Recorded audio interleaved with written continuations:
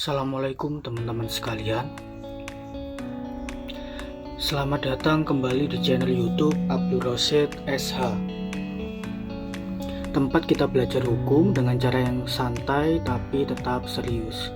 Di video kali ini kita akan bahas 4 istilah penting yang sering muncul di bagian akhir undang-undang, yaitu mulai dari penjelasan, lampiran, pengundangan, dan pemberlakuan peraturan perundang-undangan. 4 hal ini kelihatannya mungkin sederhana, tapi punya makna hukum yang sangat begitu penting. Yuk kita bahas satu persatu. Pertama, kita bahas penjelasan terlebih dahulu.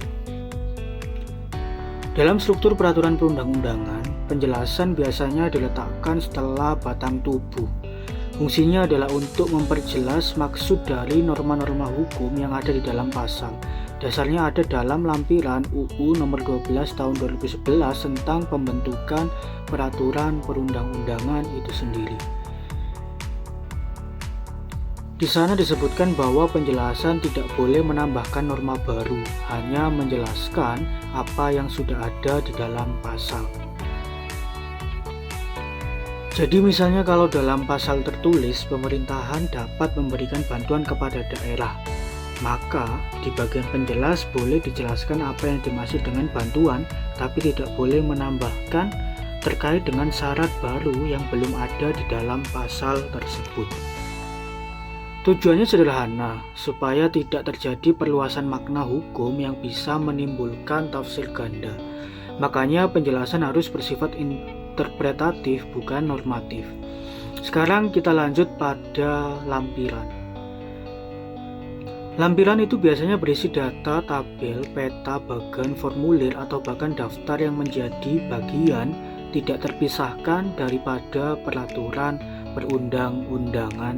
Contohnya, dalam peraturan tentang tata ruang wilayah, lampirannya bisa berupa peta wilayah, atau dalam undang-undang tentang pajak, lampirannya bisa berupa daftar tarif pajak. Nah, bedanya dengan penjelasan, lampiran justru punya kekuatan hukum yang sama dengan batang tubuh. Artinya, kalau peraturan itu berlaku, maka lampirannya juga otomatis mengikat secara hukum. Selanjutnya kita bahas 2 istilah terakhir yang sering bikin bingung, yaitu pengundangan dan juga pemberlakuan. Pengundangan adalah tahap resmi pengumuman suatu peraturan dalam lembaran negara atau berita acara negara yang dilakukan oleh Menteri Hukum dan HAM. Saat ini mungkin Menteri Hukum ya. Dasarnya itu ada di dalam pasal 85 sampai 88 Undang-Undang Nomor 12 Tahun 2011 tentang. Nah, melalui proses pengundangan ini, peraturan dianggap telah sah dan diketahui oleh publik. Pengundangan dilakukan oleh 2 mekanisme, yaitu pertama, Lembaran Negara Republik Indonesia untuk undang-undang dan peraturan pemerintah. Kemudian yang kedua, Berita Negara Republik Indonesia untuk peraturan yang sifatnya lebih teknis seperti peraturan menteri. Jadi kalau suatu peraturan belum diundangkan, maka belum punya kekuatan hukum yang mengikat pula. Ibaratnya peraturan itu sudah jadi tapi belum diumumkan ke publik secara luas. Lalu pemberlakuannya adalah tahap di mana peraturan mulai berlaku dan bisa diterapkan. Biasanya tercantum di bagian penutup, semisal seperti undang-undang ini mulai berlaku pada tanggal diundangkannya, atau bisa juga peraturan ini mulai berlaku 30 hari sejak tanggal diundangkannya. Nah, disinilah bedanya.